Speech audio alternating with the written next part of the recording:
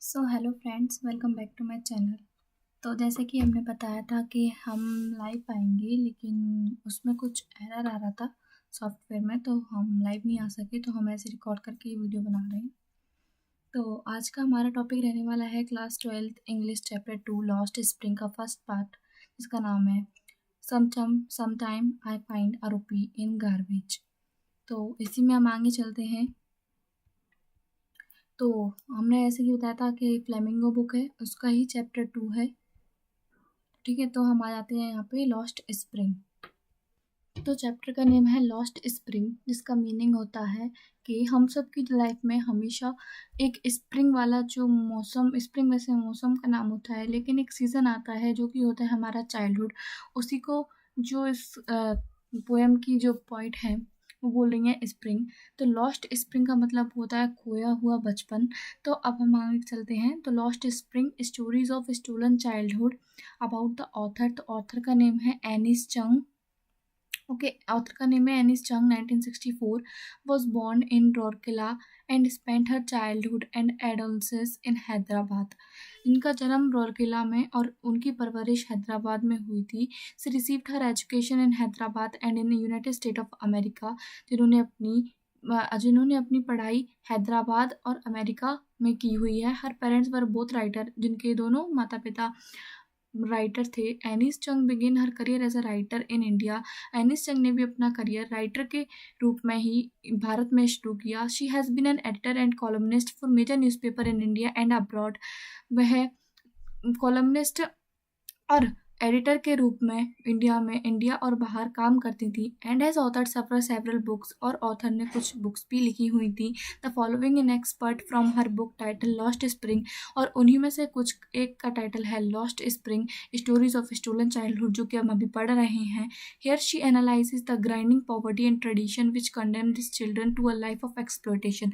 इस कहानी में उन्होंने बताया है कि किस तरह से जो बच्चे हैं उनकी गरीबी, और किस तरह से उन पे इन पे उनके बचपन जो खोया हुआ है, किस तरह से वह अपना बचपन खो दे रहे हैं। जब भी हमारा जो बचपन की एज होती है ना, चाइल्डहुड होता है, जब भी हमें वहाँ पे चाइल्ड लेबर करना पड़े या फिर वहाँ पे हम लोगों से बहुत सारा काम करवाया जाए, तो वो हो जाता है कि हमारा वहाँ पे लॉस्ट चाइल्डहुड हो जाता है। हम अपना बचपन खो देते हैं, जो हमें जीना था हम वो नहीं जी पाते हैं।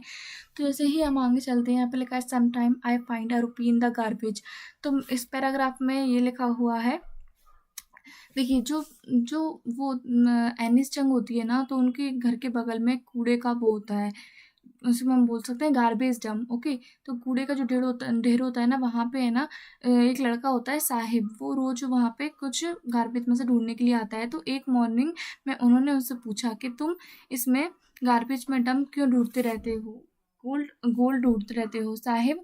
इसमें बताया गया है कि जो साहिब है उसका जो घर था, वह छोड़ के दिल्ली के सीमापुरी में आ चुके हैं, जो कि दिल्ली का आउटस्कर्ट माना जाता है, जहाँ पे सारे स्लम्स रहते हैं, जो कि एक स्लम एरिया है, जहाँ पे सारे रैक पिकर रहते हैं। रैक पिकर का मतलब होता है जो लोग जो कचड़े में से कुछ वैल्यूएबल थिंग्स को निकालते हो, like gold coin and rupee. Okay, so जो जो साहिब होता है उसका घर कहाँ होता है, बांग्लादेश ढाका में होता है। लेकिन उसका घर किसी स्टॉर्म या तूफान की वजह से जो उनकी ग्रीन फील्ड्स होती हैं वो तबाह हो जाती हैं। इसके कारण वह माइग्रेट करते हैं इंडिया में, और वहाँ दिल्ली के आउटस्कर्ट सीमापुरी में आके रहने लगते हैं। तो यहाँ पे बताया गया है कि जो साहिब है उसका घर स्टॉर्म की वजह से पूरा खराब हो चुका था, नष्ट हो चुका था। So there were many storm that swept away their fields and homes. His mother tells him, और ये उसकी माँ ने उसको बताया था। That's why they left looking for gold in the big city where he now lives. इसलिए वह अब कचड़े में से कुछ वैल्यूएबल थिंग्स गोल्ड कॉइन्स होती है वह बीनते हैं इन द बिग सिटी, जहाँ वे अब रहते हैं। आई हैव जब एनिस चंग उससे पूछती है कि तुम कचड़े में से क्या बीनते हो, तो वो बोलता है मेरे पास कुछ काम ही नहीं है, इसलिए मैं कचड़े में से कोई कॉइन या गोल्ड कुछ भी बीनता हूँ। ओके, तो उसके बाद एनिस चंग पूछती हैं कि आप है ना कभी स्कूल नहीं जाते, तो उस पर वह आंसर देता है कि स्कूल तो एनिस्टन भी पूछती कि मैंने कैसा क्वेश्चन पूछा, अगर वह स्कूल जाता होता तो डेफिनेटली वो ये काम नहीं कर रहा होता, तो उसे उन्हें भी लगता है, लेकिन वह इतनी मासूमियत से जवाब देता है। साहिब बोलता है अगर यहाँ पे कोई भी अगल बगल में स्कूल होता तो मैं ज़रूर जाता। तो उस पर ही एक मजाकिया वे में ऑथर उससे क्वेश्चन करती हैं कि अगर मैं यहाँ पे स्कूल बनवा दूँ तो तुम आओगे क्या? तो वो कहता है हाँ बिल्कुल आऊँगा। तो उसके बाद क्या होता है, देयर इज़, हम जब नेक्स्ट पेज पे चलते हैं, लिखा if I start a school will you come, I ask half joking, ये मैंने बताया हुआ है। Yes he says smiling broadly. A few days later, जब कुछ दिनों बाद I see him running up to me, ये एनिस जंग बोल रही हैं कि कुछ दिनों बाद जब मैंने देखा कि वह मेरे पास आता है दौड़ते हुए और पूछता है कि आपका स्कूल रेडी है, तो वहाँ पे मुझे थोड़ी सी शर्मिंदगी महसूस होती है कि मैंने किसी बच्चे के अंदर ऐसा प्रॉमिस कर दिया है कि जो उसमें स्कूल तो एक दिन में बन नहीं सकता, उसे तो टाइम लगेगा, और जो मैं उसके लिए पूरा नहीं कर सकती। But promise like mind abound in every corner of his bleak world, लेकिन ये उसके माइंड में जा चुका है कि अब उसे स्कूल भी जाना है। After month of knowing him I ask him his name, Saheb e Alam. कुछ महीनों उसको जानने के बाद जब ऑथर उससे उसका नाम पूछती है, साहिब ए आलम ही अनाउंसेस, वह बताता है। लेकिन जब ऑथर सोचती है कि अगर इस बच्चे को इसके नेम का मीनिंग पता पड़ गया तो क्या होगा, उसका साहिब ए आलम का मतलब होता है the lord of the universe, means the lord of the universe, पूरी यूनिवर्स का भगवान, सबसे यूनिवर्स में सबसे बड़ा। He would have a hard time to believing, उसे बहुत ज़्यादा वक्त लगेगा इस पर बिलीव करने में, क्योंकि वह अभी इसके बारे में अनअवेयर है, उसे नहीं पता कि उसके नेम का मीनिंग होता है the lord of universe. Okay, he roams the street with his friend, an army of barefoot boys who appear like the morning birds and disappear at noon. Over the month I have come to recognize each of them. वह अपने दोस्तों के संग में गलियों में घूमता है, जो कि बेयरफुट का मतलब होता है विदाउट शूज। ओके, नंगे पैर अपने वॉइस मतलब अपने दोस्तों के संग में घूमता है, जो कि एक मॉर्निंग बर्ड की तरह सुबह में दिखते हैं और दोपहर में गायब हो जाते हैं। Over the month I have come to recognise each of them, फिर कुछ महीनों बाद मैं सबको जानने लगी। Why aren't you wearing chappal, फिर मैंने उनमें से एक से पूछा why aren't you wearing chappal, कि आप चप्पल क्यों नहीं पहनते हैं? I ask one. Okay, then उनमें से एक लड़का बोलता है कि वह अपनी मम्मी पे बोलता है कि मेरी मम्मी ने मेरे को लाके नहीं दिए हैं। ओके, बड़ी मासूमियत से बोलता है even if she did he will throw them off. Okay, तो उनमें से एक बच्चा बोलता है कि अगर मेरी माँ तो मेरे को लाके भी देती तो भी मैं उन्हें नहीं पहनता। ओके, और उनमें से ही एक बच्चा होता है जो कि अलग अलग शूज़ पहने रहता है, एक पैर में अलग और एक पैर में अलग। When I comment on it, जब जब अ, जब ऑथर इस पे कमेंट करती हैं तो वह बच्चा धीरे से अपने पैर हिला के और मासूमियत से खड़ा हो जाता है, वह कुछ नहीं बोलता। I want shoes says a third boy who has never owned a pair all his life. उसमें से तीसरा बच्चा बोलता है कि मुझे भी शूज़ चाहिए, लेकिन मैंने कभी भी ऐसे शूज़ कभी पहने नहीं हैं। Travelling across the country I have seen children walking barefoot in cities on village road. Author बोलती हैं कि मैंने पूरे परिहरण में जब भी देखा है तो बच्चे बच्चे विदाउट बेयरफुट मीन्स विदाउट चप्पल पूरे गांव और शहरों की रोड्स पे चक्कर लगाते हैं। ये कोई पैसों की कमी नहीं है, ये उनका एक ट्रेडिशन है। ये बोलते हैं कि ये it is a tradition to stay barefoot without without without slippers. It is a tradition is one explanation, इसका यही एक्सप्लेनेशन हो सकता है कि इनका ट्रेडिशन है। I wonder if this is only an excuse to explain away a perpetual state of poverty, लेकिन ये इनका एक कंटिन्यूस स्टेट ऑफ पॉवर्टी है। आई रिमेंबर ए स्टोरी, फिर ऑथर एक स्टोरी को रिमेंबर करती हैं, उन्हें याद आती है तो वो उसमें बताती हैं। I remember a story a man from Udupi once told me, वह एक स्टोरी को याद करते हुए कहती हैं कि मुझे एक स्टोरी याद आ रही है जहाँ पे एक ओडीपी में एक मैन रहता था। उसने मुझे बताया था कि वह जब छोटा था तो वह स्कूल जाता था तो मंदिर के सामने प्रार्थना करता था, क्योंकि उसके फादर एक प्रीस्ट थे यानी पुजारी थे, और वह मंदिर के बाहर खड़े होकर प्रार्थना करता था कि वह उसको भगवान जी शूज़ दिला दे। उसने कभी भी मतलब पूरी उसकी होल लाइफ में शूज़ नहीं देखे थे, ना ही पहने थे, तो वह प्रार्थना करता था कि भगवान जी उसको शूज़ दिला दें। उसके जब 30 साल बाद जब ऑथर वहाँ पे जाती हैं तो वहाँ पे एक बच्चा उन्हें दिखता है ग्रे ड्रेस में। ओके, नेक्स्ट पेज पे चलते हैं। यस, तो वहाँ पे उन्हें एक बच्चा दिखता है, grey uniform wearing socks and shoes arrived panting and threw his school bag on a folding bed looking at the boy I remember the prayer another boy had made to goddess when he had finally got a pair of shoes. कि अब उन्हें ध्यान आता है कि उस बच्चे की प्रेयर याद आती है कि जब वह बच्चा प्रेयर करा करता था, जब छोटा था प्रेयर करा करता था, कि लेकिन अब उनके यहाँ बच्चे शूज पहन रहे हैं। But looking at the boy I remembered my prayer boy had made to the goddess when he finally got the pair of. Let me never lose them. The goddess had granted his prayer. Young boys like the son of the priest now wore shoes. कि अब जो young boys हैं पुजारियों के, वह भी shoes पहन रहे हैं, but many other like the rack picker. लेकिन जो रैक पिकर है मेरे पड़ोस में, वह शूलेस हैं। My acquaintance with the barefoot rag pickers leads me to Seemapuri, a place of the periphery of Delhi, yet miles away from it. Metaphorically, those who lived here are squatter who came from Bangladesh back in 1971. Sahib family is among them. इसमें वही बताया गया है कि साहिब की जो family थी वह बांग्लादेश में रहती थी, लेकिन वहाँ एक स्टोर मारने के कारण वह माइग्रेट कर गए दिल्ली में, सीमापुरी, दिल्ली का आउटस्कर्ट सीमापुरी में, जहाँ पे सारा स्लम एरिया था. Okay, was then a pineless, it is still, but it is a longer empty. The structure of mud with roofs of tin and tarpaulin, devoid of service drainage or running water. Life 10,000 track pickers अभी भी वहाँ रहते हैं दिल्ली के सीमापुरी में. they have lived here for more than 30 years without an identity. वह यहाँ पे 30 साल से ज़्यादा से रह रहे हैं कोई भी आइडेंटिटी के बिना. ना ही उनके पास आधार कार्ड है, ना ही उनके पास कोई वोटर कार्ड है, बस राशन कार्ड है, क्योंकि उन्हें अपना पेट भरना होता है, इसलिए उनके पास जब वो वोट देते हैं ना, तो उनके पास बस राशन कार्ड है. Okay, their names on voters list and enable them to buy a grain.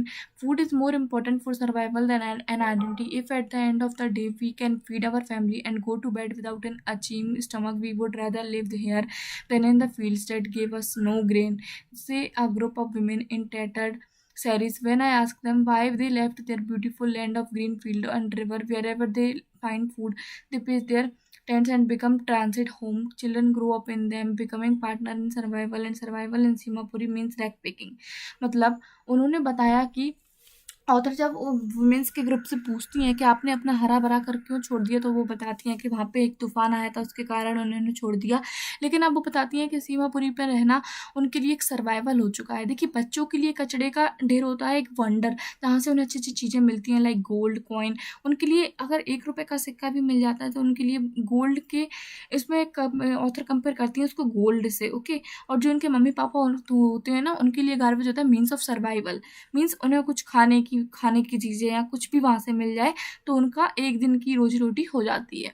Okay, तो उसमें यही बताया गया है, through the years it has acquired the property proportion of a fine art. Garbage to them is gold. It is their daily bread, a roof over their heads, even if it is leaking roof, but for a child it is even more. I sometime find a rupee, even a 10 rupee note. Saheb कहता है कि मैं कभी कभी 1 रुपये और कभी कभी 10 का नोट भी मिल जाता है. इस आइज लाइटिंग अप, उसकी आंखें चमक उठती हैं. When you can find a silver coin in a heap of garbage, जब वह कचरे के ढेर में से एक सिल्वर कॉइन निकालता है. यू डोंट स्टॉप स्क्राउचिंग, वह रुकता नहीं है, वह सर्च करता ही रहता है, ढूंढते ही रहता है. For there is hope of finding more. तो जब वह उसको एक सिक्का मिल जाता है ना, तो उसकी जो होप होती है ना, इच्छा, वो और बढ़ जाती है. ठीक है. It seems that for children garbage is meaning different from that it is means to their parents. मैंने यही बताया ना, उनके पेरेंट्स के लिए गार्बेज का अलग मीन होता है, बच्चों के लिए अलग होता है. बच्चों के लिए वह वंडर होता है, और पेरेंट्स के लिए होता है मीन्स ऑफ सर्वाइवल. ओके, तो for the children it is wrapped in wonder, for the elder it is, एक minute, for the elders, wait, yes. For the elders, it is means of survival. One winter morning, I see Sahib standing by the fenced gate of neighborhood club, watching 2 young men dressed in white playing tennis. I like the game. He hums, content to watch it. Standing behind the fence, I go. एक दिन जब ठंडी का मौसम था, तब एक सुबह मैंने साहिब को कुछ लड़कों को खेलते हुए देखा. कुछ लड़कों को टेनिस खेलते हुए देखा, तो उसका भी मन हो रहा था, उसको भी ऐसा लग रहा था कि वह भी जाके खेल सके. Inside when no one is around, he admits the gate keeper. जब वहाँ पे कोई नहीं होता था आसपास, जब ग्राउंड खाली रहता था, तो गेट कीपर उसे अलाउ कर देता था. और साहिब वहाँ पे टेनिस के शूज़ पहन के खेला करता था over his discolored shirt and shorts. Someone gave them to me, he says in the manner of an explanation. जो उसकी शूज़ और उसकी जो शर्ट होती है ना, वह भी उसे किसी ने दी हुई थी। जो अमीर लोगों के बच्चे होते हैं ना, वह भी उसे नहीं पहनते, तो वह उसे साहेब को दी गई हुई थी। He says in the manner of an explanation, the fact that they are discarded shoes of some rich boy. मैंने बताया shoes of rich boy, वे किसी अमीर घराने के बच्चे के कपड़े और शूज़ थे, ठीक है। Who perhaps refused to wear, जिसने उन्हें पहनने से मना कर दिया था। Them because of hole in one of them, क्योंकि उनमें से एक जूते में एक छेद था, इसलिए। does not bother him for one who has walked barefoot. उसे उन्हें पहनने में क्योंकि कोई परेशानी नहीं थी, क्योंकि वह तो नंगे पैर ही घूमता था। Even shoes with the hole is a dream come true, और अगर उसके पास शूज वह होल के आ भी गया था, तो वह उसे ऐसा लग रहा था कि उसका एक सपना पूरा हो गया वो शूज पहनने का। तो आप देख सकते हैं कि एक जो गरीब बच्चा होता है उसकी क्या क्या सारी विशेष होती हैं, और कैसे यहाँ पे उनका स्टोलन चाइल्डहुड हो रहा है, यानी मतलब लॉस्ट स्प्रिंग हो रहा है उन बच्चों का, ठीक है। तो but the game is he is watching so identity is out of his reach. This morning Saheb is on his way to the milk booth. अब उसे एक सुबह को साहेब अपने कंधे पे वो प्लास्टिक बैग नहीं बल्कि एक स्टील का कनेस्टर ले हुए उसे देखता है। और वह उससे पूछती हैं, जब एनिस्टन उससे पूछती हैं, तो वो बोलता है I now work in a tea stall town, कि अब वह किसी टी स्टॉल पे वर्क करने लगा है। He says Poynting the distance, I am paid 800 rupees and all my meals. उसे वहाँ 800 रुपीज़ और उसे अपने खाने की चीज़ें वहाँ मिल रही थी। Does he like the job, क्या उसे ये जॉब पसंद थी? आई आस्क, जब उन्होंने उससे पूछा ऑथर ने, his face I see the he has lost the care free look, कि उसके फेस पे जो केयर फ्री लुक था ना, जो उसकी आज़ादी थी, अब वह नहीं थी, क्योंकि अब वह दूसरों के यहाँ काम कर रहा था।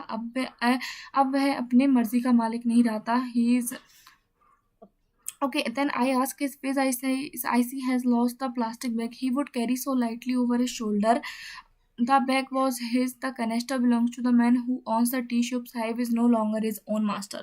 अब साहिब अपना own no longer his own master. अब वह अपना खुद का मास्टर नहीं रहा था, वह अपनी मर्जी का मालिक नहीं था, वह किसी की दुकान पे काम करने लगा था। तो the canister belongs to the man, और वह कनिस्टर किसका था? जो टी शॉप का ओनर था ना, उसका कनिस्टर था। तो इसमें यही बताया गया है कि अब जो साहिब था उसकी जो केयर फ्री लुक था, उसका जो बचपना था, उससे जब वह कचड़े में से कुछ बीनता था ना, तो उसको जब वह अपने फ्रेंड्स के संग में जाता था, वह खुश रहता था, उसके चेहरे पे खुशी होती थी, वह अपना कहीं ना कहीं बचपन जी रहा था। लेकिन अब वह अपना बचपन नहीं जी रहा था, क्योंकि अब वह एक एक ऐसे काम में बन चुका था जहाँ उसे खुशी नहीं मिल रही थी, बस उसे खाना और उसे पैसे मिल रहे थे। तो नेक्स्ट है I want to drive a car, जो कि हम अगले लेक्चर में इस पर वीडियो बनाएंगे।